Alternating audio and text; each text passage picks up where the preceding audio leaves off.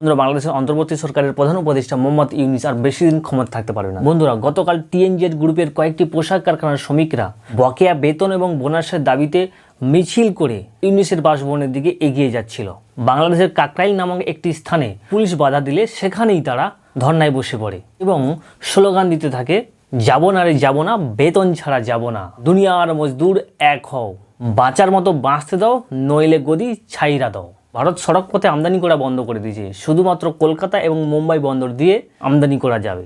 বাংলাদেশি পণ্য north east রাজ্যগুলিতে বেশি পরিমাণ বিক্রি হয়, সেই জন্য বাংলাদেশি পণ্য ওই রাজ্যগুলিতে আমদানি করতে বেশি পরিমাণ খরচ পড়বে এবং বাংলাদেশি পণ্যের দাম বৃদ্ধি পাবে, ফলে কম পরিমাণ বাংলাদেশি পণ্য বিক্রয় হবে। এর ফলে বাংলাদেশি ব্যবসায়ীরা মার খাবে। আগে থেকে বাংলাদেশের শ্রমিকরা বেতন পাচ্ছে না, আর এখন আরও করুণ অবস্থা হবে, ফলে বাংলাদেশের সাধারণ মানুষ ইউনূস সরকারের বিরুদ্ধে রাস্তায় নামবে। বন্ধুরা, ন্যাশনাল ইন্টারন্যাশনাল নিউজের পারফেক্ট এক্সপ্লেনেশন ভিডিওর আপলোডিং নোটিফিকেশন দ্রুত পাওয়ার জন্য প্লিজ আমার চ্যানেলটি সাবস্ক্রাইব করুন।